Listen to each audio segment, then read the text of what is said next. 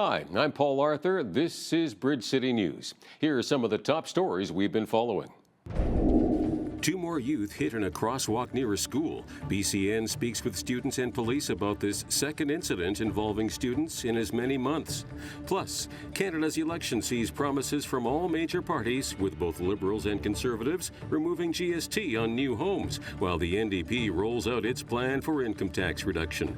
And election campaigns kick off in Lethbridge, with Conservative MP Rachael Thomas announcing her run against Liberal Chris Spearman and the PPC's Clara Petaloo. Your nation, your province, your southern Alberta. From the heart of Lethbridge, it's Bridge City News. Thanks for joining us. Canada's election is heating up, with candidates making promises on all sides. Both the Liberals and Conservatives are promising to remove the GST on new homes. The Liberals to the tune of homes up to $1 million in value. And just yesterday, Tory leader Pierre Poilievre went a step further, announcing he would cut the GST all the way to $1.3 million homes. The day before that, Poilievre promised a tax cut to the lowest personal income tax rate. Canada First Conservatives will cut income taxes by 15% for the average worker, or $2,000 for the average couple.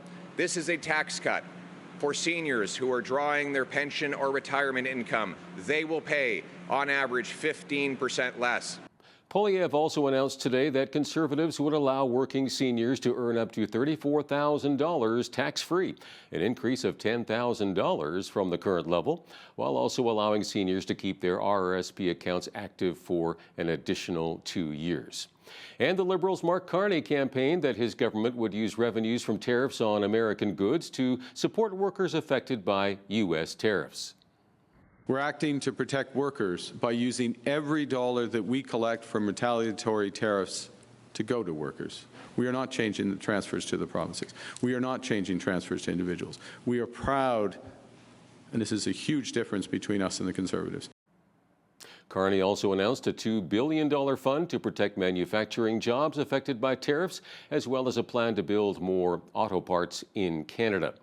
Meantime, the federal New Democrats are rolling out their tax plan, announcing anyone making less than $178,000 would not pay taxes on the first $19,500 they earn, for annual savings of $505.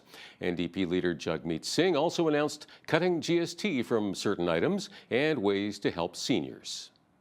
We want to take the GST permanently off of your monthly bills that are essential, so that would be your internet, your cell phone, your home heating, and take it off of daily necessities like grab-and-go groceries, so like a rotisserie chicken at the grocery store, and children's clothing. And then for seniors and people living with disabilities, we know that the impact of things getting more expensive is going to hit them even harder. So we want to plan to lift up seniors. So we want to double the disability credit, so the disability benefit, and that disability benefit needs to be increased. We want to double it. And then we want to increase the GIS. That's going to help a lot of seniors lift them out of poverty by increasing the GIS. Former Liberal Cabinet Minister Sean Fraser is returning as a candidate. This after he announced he was stepping down from Cabinet in December and would not be seeking re-election. Liberal leader Mark Carney says this is good news for the country, but the Conservatives' Pierre Poilievre says Fraser's return is just a sign the Liberals under Carney have not changed. Sean Fraser is an exceptional public servant, and he took a decision for family reasons, to withdraw from public life, and I respected that. I regretted it, but I respected it. I and my colleagues have wanted Sean Fraser to come back and serve Canada at this crucial time. You're going to have the same Liberal ministers, the same Liberal MPs, the same Liberal strategists, making the same Liberal promises as they did to bring about the housing crisis if they're elected for a 4th term. Mr. Fraser was the one that brought the Century Initiative into immigration policy, a policy designed to increase our population to 100 million. With this massive uncontrolled population growth, he helped contribute to creating this crisis in the first place, and now Mark Carney and the Liberals say that he should be back. As U.S. tariffs begin to impact Canada's economy, many Canadians are looking at the upcoming election as an opportunity to choose a leader that will stand up to Trump and put Canada first. But according to John Buchan, Tree 3 Consulting CEO and political and business strategist, Trump and his tariffs are not the main election issues. I think the tariff war so far is more about posturing than actual harm. I think Trump's used it well as a negotiating tactic. The reality is, if fully implemented, it would be very damaging to his economy and his markets. So I think he's using it as a good tactic to apply pressure for what he's going to see as a better trade deal. I think the reality is we need to grow our economy. So our biggest problems are actually GDP per capita, slow growth, productivity, wages, housing. So I think that these are the main issues of the election, but I do understand that in the media, in the mainstream media, and in a lot of the minds of Canadians, tariffs are the number one thing. But again, I think that the best way to stand up to Trump is by growing our economy and making it as strong as possible. So then when we do have threats, we're not so panicked, because in the last 10 years, we've been very, very stagnant. There have been reports recently playing up claims of Indian foreign interference to help Poilievre win the Conservative leadership race. Carney and the Liberals are jumping on this, saying it's proof Poilievre is unfit for office. Toronto Sun political columnist Brian Lilley explains how Poilievre is hitting back. While Carney was advising Justin Trudeau as his economic advisor, he went to Beijing for secret meetings with top Chinese Communist Party officials. And shortly after that, Brookfield, his company, got a $250 million loan, a $250 million loan from a Chinese state-owned bank. And so Poilievre said, if anyone is conflicted by foreign interference here, it's Mark Carney. Brian also gives an update on whether Mark Carney will take part in both French debates and how Poilievre is gaining support from unions. All that and more coming up after business news. Beijing's ambassador to Canada, Wang Di, says China is interested in stepping up trade with Ottawa as the U.S. continues to pursue a global trade war. Wang says Washington should not force Canada to choose between the U.S. and China because that would further destabilize the global economy. I think the international community should stand up together against this kind of behavior. We know that for many, many years, Canada has been a champion of free trade and multilateralism. And as you know, China's consistent position is that we advocate trade multilateralism, or what we call economic globalization. So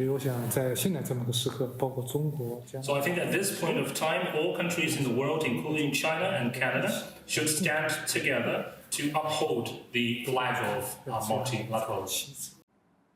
China has placed a 100% retaliatory tariff on Canadian canola oil and meal, which has our country's canola producers worried, and our governments are searching for alternative markets. Alberta Premier Danielle Smith has suggested selling canola oil to oil companies for use in biofuels.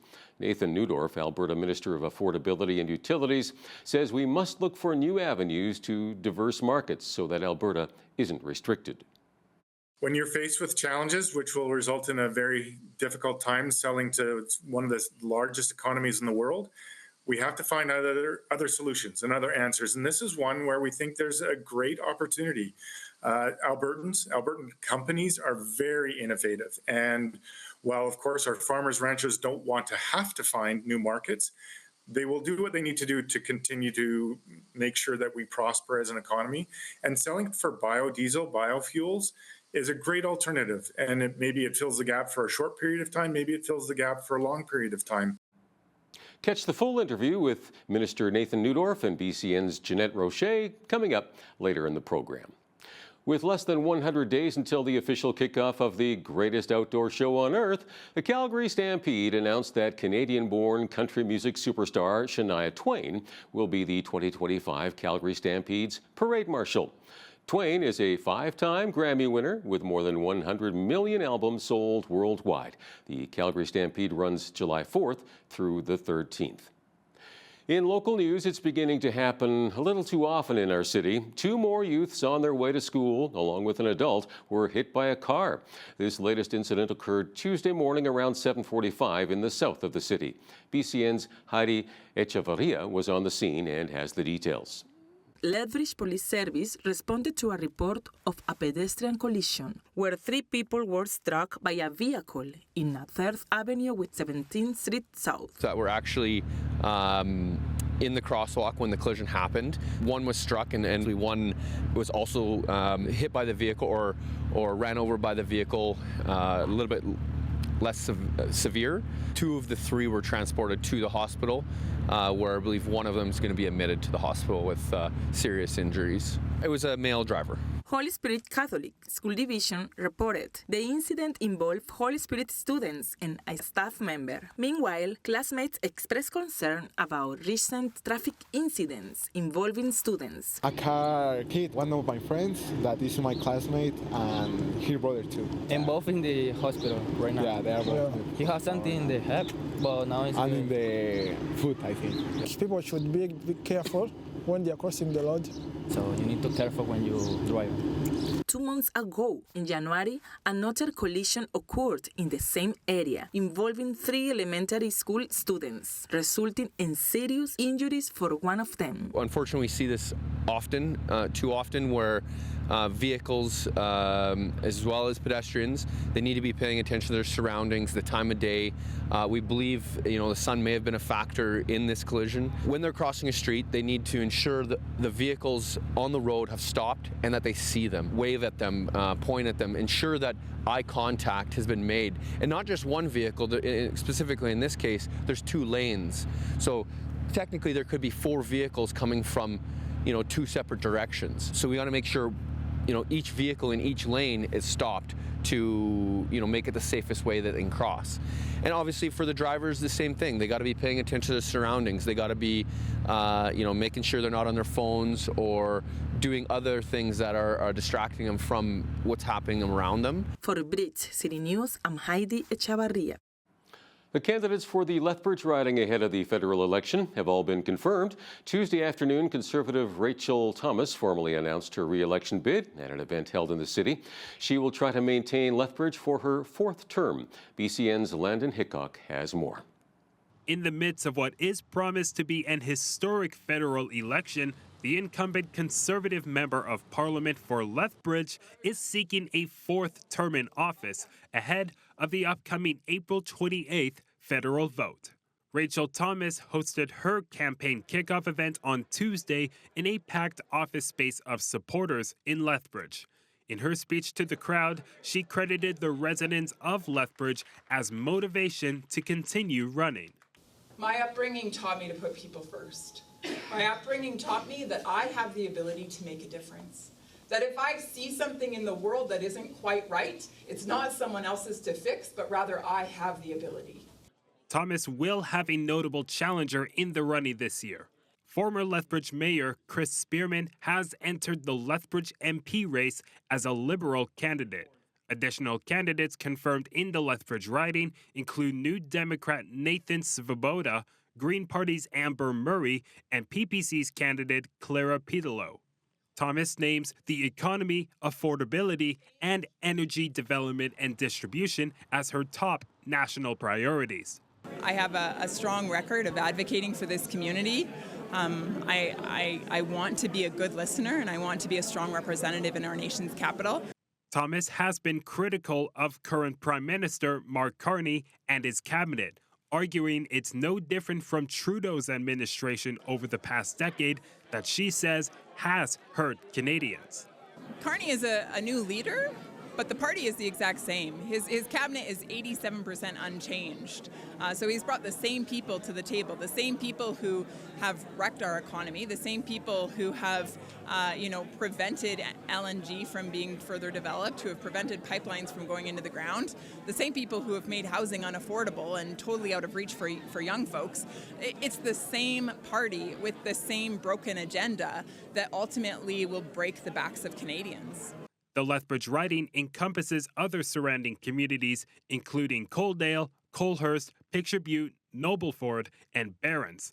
Thomas will be looking to maintain the riding for the federal Conservatives as it has been since the party's creation in 2003, as well as maintain her office position since her first win in 2015.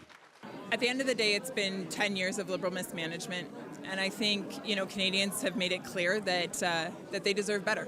Different is possible, change matters, and it's very much needed. It's time to put Canada first, and that's what Conservatives are promising. For Bridge City News, I'm Landon Hickok. The Western Hockey League has wrapped up the 2024-25 regular season, and the Lethbridge Hurricanes are gearing up for round one of the playoffs. The Canes finished fourth in the Eastern Conference after posting a 42-21-3 record and will face the fifth-place Brandon Wheat Kings beginning this weekend. The team has been adding notable players throughout the season in preparation towards a deep playoff run and have been taking the opportunity during the week-long break to gauge their opponent. Yeah, I mean, we did a couple meetings last few days, looking at footage from them and just kind of refining our game as well in practice. And I think just kind of staying fresh, also getting some time away from the rink mentally to kind of prepare and make sure that we're fresh and ready to go for Friday. I think that's kind of the reason I got traded here was for this time of the year, and I think. Myself, Unger, Port, obviously just the experience last year. I think just bringing the effort and practice is the first thing, and a little bit of obviously leadership, being vocal, just keeping it positive. If we play the way that we want to play, I think we should be in a really good spot, and I think all of us players have a lot of confidence in this group, and I think can't wait to get it started. Our fans are outstanding. They have been all year, and then you get this place full and it's loud, and if we get scoring some goals, there's lots of energy and momentum in this building, so we've got a definite home ice advantage here. And the Hurricanes will take home ice advantage into the first two games scheduled for Friday at 7 p.m. and Saturday at 6 p.m. Academic excellence, research innovation, and community engagement were the University of Lethbridge's commitments in its new strategic plan, which sets the course for the next 10 years. During its launch, presented last Tuesday, Dean Gallimore, U of L board chair, and other community members expressed the importance of this strategic plan. A strategic plan is really something that guides us in terms of, for example, at the Board of Governors, we might need to make decisions on specific operational items, whether it's a building or a program. Strategic plan is kind of an overall plan that helps us make a decision in terms of, does this fit with where we see ourselves wanting to go in the next 10 years, or doesn't it? And if it doesn't, then the right decision is to go down a different path. University's focus has always been on creating outstanding experience for students. This plan is no different. It is focused on students succeed. For the community, that's important. This is the second largest employer in Lethbridge, so quite a significant economic impact between payroll and the work that they do, but also the research impact, right? The technologies that are commercialized out of university, the research that helps improve our daily lives. What happens in this building matters a lot, and so the strategy that they're going to use to map out the future is probably one of the most important documents that they could put together. Students at the University of Lethbridge are always the cornerstone, the pillar and foundation of this university, and one of the things that this strategic plan does is it puts an emphasis on ensuring that our diverse student body and student population is at the forefront. The official says the plan challenges boundaries and inspires curiosity, making for a place where people aspire to learn, work, and contribute. After some above-average temperatures, it looks like we'll be turning the thermometer down quite a bit for the next few days. Jeanette Roche has the forecast coming up after the break.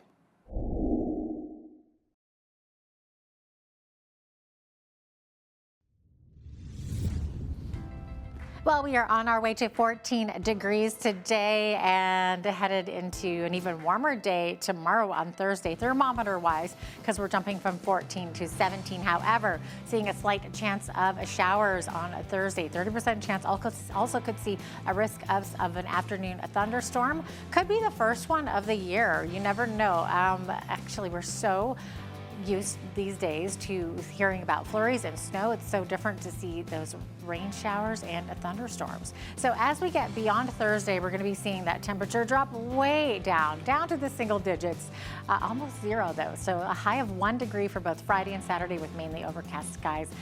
Seeing mainly cloudy conditions as well on a Sunday, high of 5 up to 7 on Monday and 8 degrees on Tuesday to round out that 7-day forecast. So the average high for this time of year, 9 degrees. So we've been way above that today and tomorrow, and then heading back into those averages. -4 for the average low. 20 was our record high on this day, happening back in 1946, and in 1913 saw the record low, which was -29. Sun rose this morning at 7:22, sunset this evening at 7:54, giving us 12 hours and 32 minutes of daylight today. Fairly sprinkly conditions on the west coast tomorrow. Victoria, 40% chance of showers, 11 for the high of 13 in Vancouver. 5 millimeters of showers expected there. 5 to 10 centimeters of snow, though, in Edmonton, -1 for the high, and 5 degrees in Calgary, with 60% chance of showers expected there. Now, we've got a wintry mix of precipitation forecasted for Thursday and Friday in southern Saskatchewan. Saskatoon could see up to 10 centimeters or more of snow. Also, some blowing snow conditions there. Winds up to 60 kilometers per hour. -3 the high. 0 for the high in Regina. Up to 70 winds. Seeing snow and risk of freezing rain there, and a 60% chance of flurries expected in Winnipeg with a high of 0. Now, as we get into the central part of the country, things are a little bit more calm here, much more clear skies. Toronto could see a slight chance of showers tomorrow, but otherwise mainly clear skies. High of 10 degrees there. High of 8 in Ottawa, and 6 for the high in Montreal there, with lovely sunny skies. Now we're seeing a mixed bag of precipitation also on the east coast here. So Fredericton could see 5 centimeters of snow mixed with some showers. High of 6, high of 4 degrees expected in Halifax tomorrow. Also same thing, could see 5 centimeters of snow and then changing to showers. Charlottetown, 60% chance of flurries, high of 3 degrees. In St. John's tomorrow, seeing fog patches, seeing risk of freezing rain. We've got some showers and some flurries mixed together, and also some windy conditions as well, high of 6 there. So a little bit of everything going on there in St. John's. That's it. That is your forecast. The union representing WestJet pilots is asking a judge to reverse a federal approval of a temporary foreign workers in the cockpit. The Airline Pilots Association petitioned to have a government decision greenlighting temporary work permits at WestJet Encore declared invalid. The filing says the airline requested about 60 permits for pilots from India and South Africa under the Temporary Foreign Workers Program. WestJet says it asked the government to assess whether temporary foreign workers are needed, a necessary step before hiring from abroad can take place. The pilot union responded saying practical solutions are available to WestJet to attract and retain Canadian pilots instead of using temporary foreign workers. And speaking of WestJet, the airline has launched Wi-Fi service on board its flights that is powered by Elon Musk's Starlink. WestJet said in an email it now offers free Wi-Fi on 16 of its fleet of nearly 140 airplanes, following federal certification. The higher speed connectivity comes as controversy around Musk grows, thanks to his close ties to U.S. President Donald Trump. Meanwhile, Canada has frozen all rebate payments for Tesla and banned the electric vehicle maker from future EV rebate programs, Transport Minister Chrystia Freeland said on Tuesday.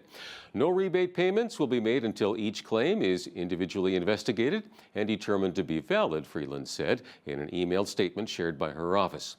Freeland also directed Transport Canada to revise eligibility requirements for future incentives for zero-emission vehicles programs to ensure that Tesla vehicles are not eligible as long as the, quote, illegitimate and illegal U.S. tariffs are imposed against Canada. Now, here's a look at today's markets. The TSX was down 178 points on the day to finish at 25,161. The Dow was down 132 points to 42,454. The S&P 500 was down 64 points to 5,712. The Nasdaq was down 372 points to 17,899. West Texas Intermediate Oil was up 96 cents to $69.96 US per barrel. Natural gas was up $1 to $3.84 US.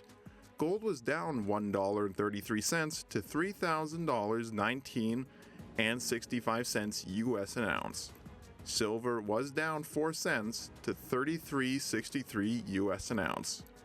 Feed wheat is at $8.68 per bushel. Barley is at $6.64. Canola is at $13.33, and corn is at $7.95 per bushel. Live cattle April contract was up 70 cents to $207.07. Feeder cattle were down 17 cents to $286.80, and lean hog's April contract was up 90 cents to $87.55. And the Canadian dollar was up over the past 24 hours and currently sits at 70.10 US.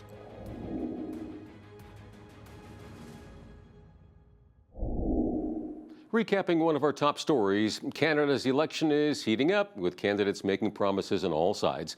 Both the Liberals and Conservatives are promising to remove the GST on new homes. Pierre Poilievre would allow working seniors to earn up to $34,000 tax-free. And Mark Carney is promising a $2 billion fund to protect manufacturing jobs affected by tariffs. Up next, Toronto Sun columnist Brian Lilley gives us an exciting update from the campaign trail. When you see news happening in your community, be sure to send us an email at info@bridgecitynews.ca. You can also visit our website anytime to check out more of our stories and interviews.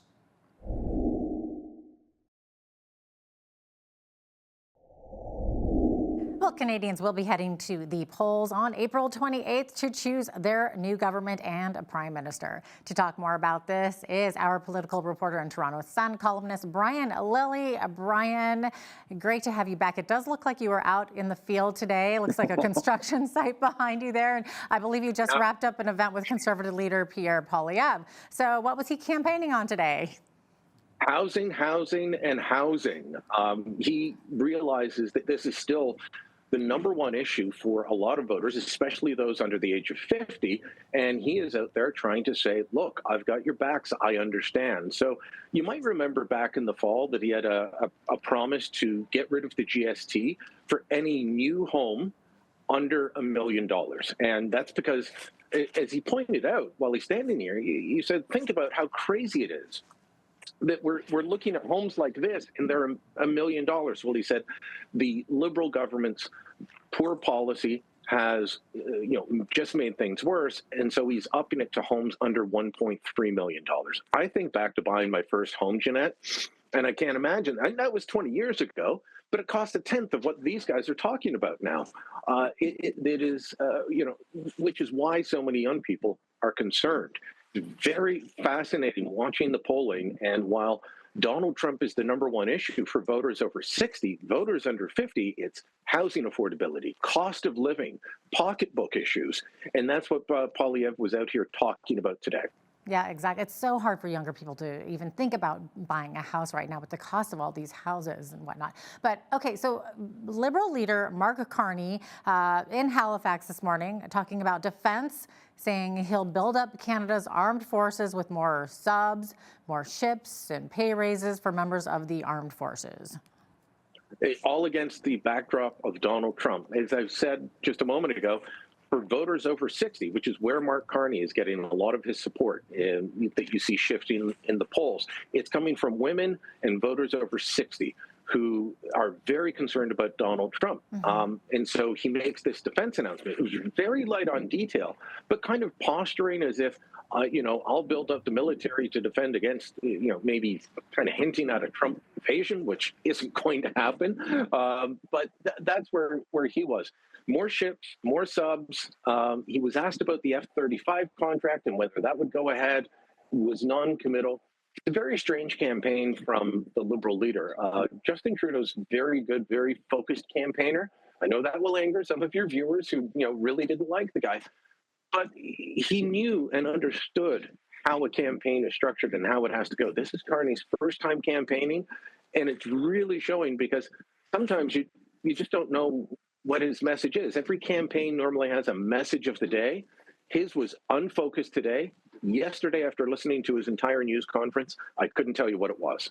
Oh, interesting. Well, it sounds like if he's really trying to build up the defense, does he think that we're ready to go to war with the United States or something? Is he afraid of the takeover, the big takeover? I don't think that's coming. I know some people, there's some media people who are very much backing Mark Carney, who are playing up that idea. So, sure. And you hear the odd person who is afraid of it. When I talk to people in Washington, that is not on the agenda, even if they do like what the what President Trump says about trying to make Canada the 51st state. For sure. Now, both NDP leader Jagmeet Singh and Poilievre were taking on Carney on the same issue today, his role in driving up the cost of rent for many Canadians. We were just talking about housing there. I mean, rent also an issue. So what are the two leaders claiming that Carney did wrong?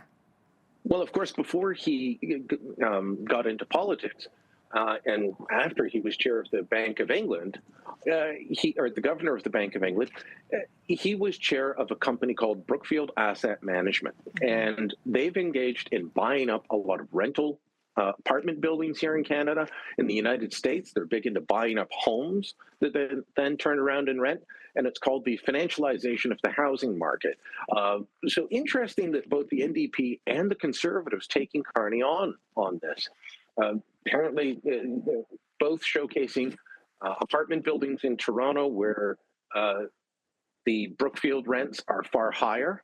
Both the Liberals and the NDP and Conservatives saying that Carney's firm would buy up these buildings, make minor cosmetic changes to the building, and then start hiking rents as if it was a new building.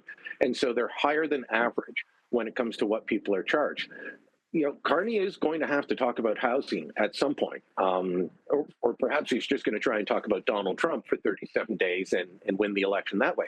But if he talks about housing, this is going to become a major issue for him. The whole Brookfield thing is a major issue. How do you say that you're going to fix a problem when it turns out the firm you were in charge of is a major problem? And there's so many other areas where what the company that he was in charge of did while he was the chair, where it's going to come back and hurt Carney. Right. Okay. And of course, it's taking us back to his financial assets, and Conservatives claiming that this is a conflict of interest. And it looks like the NDP and Conservatives say that Carney is conflicted, while the Liberal leader says that he's following the rules. So is the truth somewhere in the middle? What do you think? What is the truth here?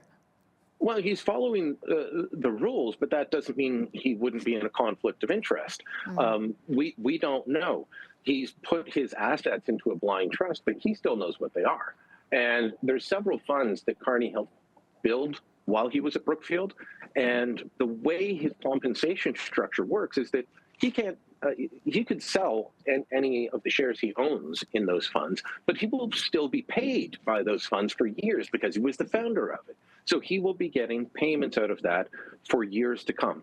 He knows what assets those funds have. He can easily look that up. And that puts him in a conflict. Brookfield's a major company. They do a lot of business with government on various fronts. How many times is he going to have to step out of the room while cabinet makes a decision on his company? This is why it's problematic. And while he's put his assets into a blind trust, he doesn't have the ethics screen set up with the ethics commissioner at this point. He's saying they're working on it, but I've talked to people who've been through this, and they say it can take months and months and months. Given the complexity of what he has been in charge of, it could take a year or two. And what's he going to do? Just never be in the room when anything that touches on Brookfield is discussed? You're selling off government buildings that are no longer needed because you don't have as many workers coming into the office. Okay, well, he's got to leave. Things like that. On and on it goes. It's going to be an issue. Wow, is it ever? And on Monday, Carney said that he would actually take part in a second French debate, but now his team is saying that he's not going to. Why is this an issue, and why are there two French debates but only one English one? So if you remember back years ago, there just used to be one English and one French debate. And they were both run by the consortium of major broadcasters. In 2015, Stephen Harper said, you know what, I don't like the way these guys run debates. I'll go to debates that anybody runs. And so the Globe and Mail had held one out in Calgary. There was the Monk debate here in Toronto. There were different debates in Montreal. There were a lot of debates in the 2015 election. Well, the Trudeau Liberals didn't like that. So they said, we're just going to have a debate commission decide. And he set up this quasi-government body to run debates. And so they run the one debate in English, one debate in French. Well, there's a TV network in Quebec called TVA, And they didn't like this. They're like, no, we want to host a debate again. And they do a very different format. It's called face à face, which means face to face. And so at different times, each leader is pitted in a one-on-one debate with another leader. We don't really get that in the other debates. And so you don't get the same full measure. That's the debate that Carney said he would take part in. And Justin Trudeau accepted 2 debates in French last time, but wouldn't accept any other debates in English. So the Liberals have always been playing games with this. Carney said he would, then he said he wouldn't. Time and again, this guy, he has trouble with the truth. He has trouble not misleading people. Like, did he try and call Donald Trump or didn't he? Turns out he tried to set up a call. Trump won't return his call. Problems like that. But, Pierre Poilievre challenged him earlier today, standing right behind where I am right now. He challenged him and said, show up and debate, and I'll even pay the $75,000 entrance fee that the TV network is looking for. Oh my gosh, interesting. I was just going to ask you about that because we had heard that. There you go, Brian. You've got the firsthand information there. Now, Brian, there is a story out on the front page of the Globe and Mail that plays up claims of Indian foreign interference by India to help Poilievre win the Conservative leadership race. Now, Carney and the Liberals are, of course, jumping all over this, saying it's proof that Poilievre is unfit for office, but Poilievre is hitting back. So what is the Conservative leader saying here? So it's kind of interesting that this was played up huge on the front page of the Globe because it's not new information. This came out during the Foreign Interference Commission, the Hogue Report. So, and it says right in the Globe story that CSIS did not believe that Mr. Poilievre or anyone on his team knew that India was trying. And it sounds like it was a very small and weak attempt. That doesn't mean that it's acceptable. It's still wrong, but it wasn't the same level as the Chinese consulate, sending around $250,000 and spreading it around 11 campaigns, or helping get specific Liberal candidates nominated by bussing in people to vote in nomination races here in Toronto. It wasn't like that at all. And so Poilievre was asked about it, again, standing right behind where I am now. And he just bluntly said, Patrick Brown, one of his competitors in the nomination leadership race, has testified under oath that it had no impact and that he knew nothing about it. The Hogue Commission found the same thing. So, it's weird that it's being brought up. The Liberals are using it to jump on Poilievre and say, see, you don't have your security clearance. This is why you need your security clearance. Poilievre said, look, I've had my security clearance before. I will get it again. What I refused to do regarding foreign interference was accept what the Liberals were offering, which was come into this room, we'll tell you some of what's the secrets that we know, but then you can't talk about it at all.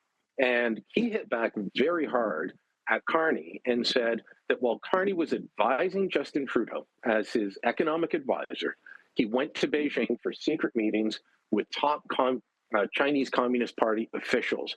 And shortly after that, Brookfield, his company, got a $250 million loan, a $250 million loan from a Chinese state-owned bank. And so Poilievre said, if anyone is conflicted by foreign interference here, it's Mark Carney.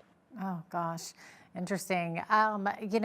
Speaking of where you're standing right there, I understand that Poilievre has been backed by a number of unions as well for building, right, for the housing? Yeah, he got one major endorsement last night from the International Brotherhood of Boilermakers. And it was a very strong endorsement. They're concerned about Boilermakers. It's a trade I know well. My late father was a Boilermaker, but many people don't. They're involved in industrial construction, in power plants. If there was an LNG pipeline, they would be doing part of the work on that. They're very active in places like Fort McMurray. So industrial construction, this is what they're doing. And they said that they believe Poilievre is the right man for this, that he will actually back the projects that their workers rely on to get on the job, and that they don't believe that the Liberals or the NDP will. This union has never, ever endorsed a federal Liberal or a federal Conservative, ever. And so this is major. Doug Ford here in Ontario got, I think, 18 different construction unions endorsing him. I think we're going to see similar things with Pierre Poilievre. He's going to Hamilton tonight and is going to have a number of union leaders come out and support him there. I'm told there will be more endorsements. And so I asked him about his strategy of turning blue-collar workers into blue voters. And he went on at length about it, and that, you know, it's, and then he tied it back to housing. He said so many of the people in the trades that are building these houses now can't even afford to buy them.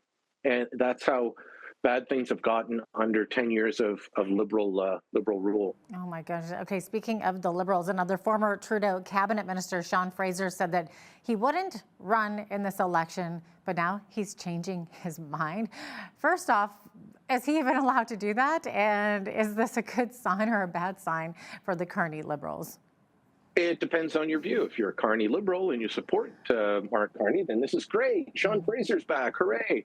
And yes, he is allowed to do that. The local party had not chosen a candidate, and so he's jumping back in, just like Anita Anand and some others. Yeah. Look, Sean Fraser was the guy in charge of housing when things got really, really bad. He was in charge of immigration when the system was broken. We had an immigration system in this country that was the envy of the world.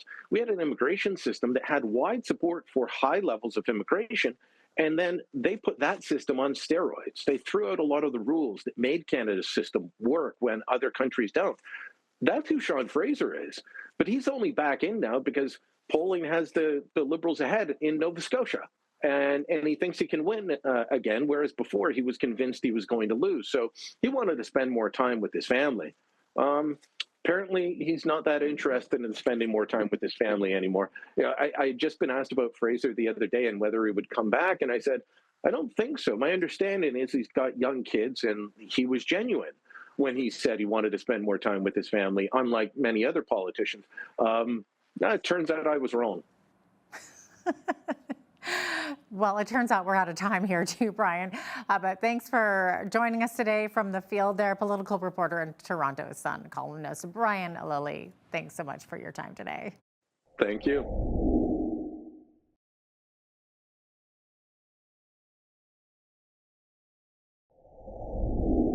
Well, lots happening in the political arena with the federal election underway and, of course, the ongoing tariff war. Alberta's premier has laid out a list of 9 demands to federal leaders. So here to talk more about that is Alberta's Minister of Affordability and Utilities, Nathan Neudorf, who is the MLA for Lethbridge East. Nathan, welcome. Thanks for joining me today. Oh, it's great to be here. Thank you again for having me. Of course. Okay, so Nathan, the federal election obviously has been called, and Premier Danielle Smith, she's laid out these 9 demands to federal leaders, including no emissions cap on oil and gas. Now, Smith says Liberal leader Mark Carney told her privately that there would be no cap, but now is saying, well, actually, there will be an emissions cap. So how important is this election to Alberta's economy? This election is incredibly important to Alberta's economy and to Alberta's future. We have been struggling with a federal Liberal government for many years that continually tries to slow down or stop altogether our oil and gas economy and make it more difficult, continually reaching into provincial jurisdiction, which we tell them time again, don't do, and we have to fight them in court, and we inevitably win. And we do unfortunately have a long list of federal leaders that come to Alberta, promise certain things here or say them quietly to us, and then they go say something different when they get back to Ottawa. So we hope Albertans are paying attention, and we hope Canadians are paying attention and vote for a government that actually puts Canada and all Canadians first instead of just their own political interests. I think it was actually the same day that they flipped that. I believe it was his environment minister that, that sort of went publicly on the other side of the country saying, actually, no. So, Nathan, do you believe fellow politicians, when they suddenly change their mind on these issues at election time, particularly when for decades they have been maybe like for carbon taxes and against building pipelines? Yeah, I don't. And I don't think any Canadians do. It's what gives politicians, all colors, all stripes, bad name. When you say one thing in election time, you say something different. I know it's something that I would ask them to look at. It's very important to remain consistent in the face of potentially some pushback. I know I've had challenges, whether I talk about issues that are important to Lethbridge, but if it's been a platform promise, I've got to stay consistent and say the same thing from when I was first elected 6 years ago to today. And I would hope that people would pay attention if federal politicians are changing their tune after decades writing books about carbon taxes and reducing emissions and then promising to go a different direction. I find it a little bit hard to believe, and I'm sure many of your watchers do as well. Now, Premier Smith actually mentioned the possibility of a referendum if these 9 demands are not met. So she sounds pretty serious. So to what degree are you hearing rumblings about Alberta separation? Well, we are hearing rumblings, certainly. And we are, I believe, the Premier very serious to take our lead from Albertans, which is why we've got legislation to allow for citizen-led referendum. And if those issues are important to enough Albertans, they can move that forward, and we want to listen to that. We're proud to be part of Canada. We want jurisdictional guidelines to be followed, and we want people to work together. But when Alberta consistently is taken for granted, consistently sees our resources and our wealth transferred to other regions of the country against our wishes and not reinvesting in Alberta, that's hard on the people of Alberta. So we really hope that a government will be elected in Ottawa that works for all Canadians, no matter where they live, and shows that equality that we're so proud of when we wear the red, white flag and watch the Olympics and things like that. Yeah, for sure. Very patriotic times these days, for sure. You know, one thing we can't get away from right now seems to be the talk of tariffs, and the tariff wars continue with the U.S. and now with China, meaning that Alberta canola farmers are looking at 100% tariffs. So the Premier had mentioned the possibility of selling canola to oil companies for use in biofuels. What can you tell us about that? Yeah, this is a great initiative. When you're faced with challenges, which will result in a very difficult time selling to one of the largest economies in the world, we have to find other solutions and other answers. And this is one where we think there's a great opportunity. Albertan companies are very innovative. And while, of course, our farmers, ranchers don't want to have to find new markets, they will do what they need to do to continue to make sure that we prosper as an economy. And selling for biodiesel, biofuels, is a great alternative. And maybe it fills the gap for a short period of time, maybe it fills the gap for a long period of time. But making sure that we have diverse avenues to different markets, so we're not restricted when one or two choose to do something like this, I think that's the best path forward. Nathan, how well do you think Alberta is positioned to get through a tariff war with the U.S.?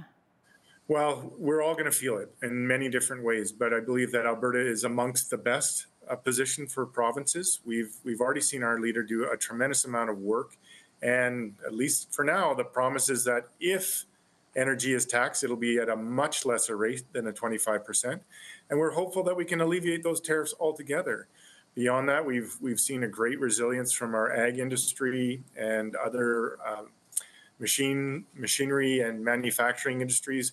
We've got more work to do. We hope that cooler heads will prevail, and the integrated nature of our market will allow for good talks, good negotiations, so that we can de-escalate this and work to better both Alberta's economy and the U.S. states' economies. They're heavily reliant on a lot of products out of Alberta. Yeah, for sure. Now, switching gears a little bit here, the United Conservative Party continues to get a lot of negative publicity over allegations of corruption in the Alberta Health Services contracts procurement process. So do you have any updates on this? Is there any evidence being produced by either side in this conflict? Well, there is likely evidence that is going into 3 different independent investigations. It's not coming to us. Obviously, we are participating fully, transparently. There's the Auditor General, who's having a look through their office, completely independent. Our government has appointed Judge Wyatt, Raymond Wyatt, a former judge from Manitoba, to run an independent investigation, and he's working on that. Hopefully, a report will be tabled by the end of June. And of course, the RCMP are also doing an investigation, which we're fully cooperating we know this is serious, we are participating fully, and we, like everybody, want to know exactly what's going on and make sure that government is serving the needs of Albertans and healthcare is doing it appropriately. You mentioned the end of June there. Is that when Albertans might get some answers on this AHS issue, or do we have to wait for all of the 3 investigations to be complete? Well, the one that I have details on is Judge Wyatt will have a final written report that will be made public on June the 30th. All right. So, yeah. That's good. Right now, it seems like a she said, he said argument over all of this until those investigations are done. So looking forward to that for sure. Now, Now, Nathan, as Minister of Affordability and Utilities, you've been involved in restructuring the electricity market. So can you give us a brief recap of what's changed and how reliable the grid is, and maybe what options are available to Albertans? Certainly. Our grid is more reliant and reliable than ever. Thankfully, we had about 3,000 megawatts of dispatchable generation come online last year. So we're in a very good place in terms of generation right now, but we continue to grow. And believe me, affordability is top of mind for my ministry, but all ministries within our government, because people are feeling the pressure of those bills. What's the challenge really is that when we made the fast change from coal to renewables, while generation costs in general came down, intermittency or variability of supply went up. And what that meant is we had to do a whole lot of additional purchasing to fill the gap when it wasn't windy or when the sun wasn't shining. And then added to that is our system wasn't built with our transmission lines for over 200 unique sites. It was built for about 15 coal mines, which have now all been converted to natural gas, and they don't move. But when you add 200 more sites, you put up a lot of lines and wires, and those contracts typically stretch over 30, 40, or 50 years. And those are much more difficult to get down, the cost down on people's bills. We only have 2 options: get more people, more industry in Alberta to help pay their share of that, or export more of that power to other markets. And we're trying to do both, but it's going to take a little bit of time. The good news is right now, we have a reliable system. We've got lots of generation. Now we're trying to balance it and balance those costs for Albertans. So costs come down today and over the long run. Yeah, definitely a good time to be doing that. So, Nathan, you have also been involved with the development of artificial intelligence and data centers in our province. So how are things looking for us, and what are the benefits that this is going to provide? Well, I think everybody's heard a little bit about AI data centers and all the things they can do. And obviously, we're all becoming more reliant on computers and computation. And they need a lot of electricity. And right now, that's something that Alberta has. And they also need power lines, data lines like fiber optics. They need people to work, and they need water to help cooling the generation or cooling their data centers themselves. We have all of those things if we put them in the right place. So, of course, this is another terrific opportunity for Alberta to lead the world, diversify our economy, increase job opportunities for our graduates from our post-secondary, and hopefully lead a development of a whole new industry within Alberta, which is AI data and computing and intelligence, and the effect on our post-secondaries for computer engineers and AI data and what they can do with that across the spectrum is a terrific opportunity. And I love being part of it. And I love that Alberta can have the chance of being a global leader in this area. Would this be one of the centers that Kevin O'Leary is involved in? Yes, his group has proposed one up close to Grand Prairie. They're working on that as well, and they're working with our regulators to make sure that they adhere to all the laws and legislation within Alberta, because I can't emphasize it enough. These can be great if we do it right, and we're very committed to put Albertans first and make sure they receive the benefit of this. Because there have been jurisdictions where a lot of data centers went in without great planning, and it did push some prices higher in the electricity realm. We're very aware of that, and we're doing all the work to make sure that we don't see that happen here. Yeah, is this kind of a first for Canada? Is Alberta kind of the center, or are there other areas of the country that are doing this, to your knowledge? There's a lot of interest across Canada, but Alberta is the best position to respond because we have a very robust, innovative private industry that can build the generation and build the data centers. All the other provinces in Canada have a publicly owned utility where the government would have to invest with taxpayer dollars to build the generation, which is not cheap these days. And that's more difficult for them to do. So that's why it's a terrific opportunity for Alberta. Speaking a little bit more locally here, are there any new developments that you are aware of with respect to further development of the Lethbridge Regional Airport? It's so key to making Lethbridge a better business destination. It is really one of the hubs that we need to work with, along with the Exhibition Park and our universities and colleges, to make sure we get that business travel. We know the municipality has done a terrific amount of work investing in that. The province has contributed. Unfortunately, right now, we're sort of waiting for the outcome of a federal election, so we have someone to talk to about making sure the federal government and their customs portion of it for international trade and flying, that's sort of the missing piece right now, but hopefully we'll get there maybe in about a month or so. Yeah, it would be lovely to fly to a sun destination straight from Lethbridge without having to drive up to Calgary or whatnot. Yeah. Now, Nathan, on the education front, what are things looking like for new schools in Lethbridge? Well, we've got some terrific news out of this latest budget. We have another new elementary school for the public school division on the west side. We know that's where a lot of the growth is in Lethbridge. So this will be the third school in about 5 years that will be announced. We're looking forward to that. And on top of that, we got some pre-planning funding for our Holy Spirit School Division for St. Francis Middle School right downtown. That's one that has been in desperate need of some investment. We're very excited to see that on the list, and hopefully over the next couple of years, we'll see it progress through planning and then to construction dollars. Two really exciting announcements in the budget for Lethbridge. Amazing. I think we're about out of time here, but thanks for being with us today, Nathan. Appreciate having you on. Thanks so much for all the questions and your great job informing Lethbridge people and Albertans and people all across Canada. Thank you, Nathan. Nathan Newdorth is the MLA for Lethbridge East and Alberta's Minister of Affordability and Utilities. I'm Jeanette Roche on behalf of all of us here at Bridge City News. Thanks so much for watching.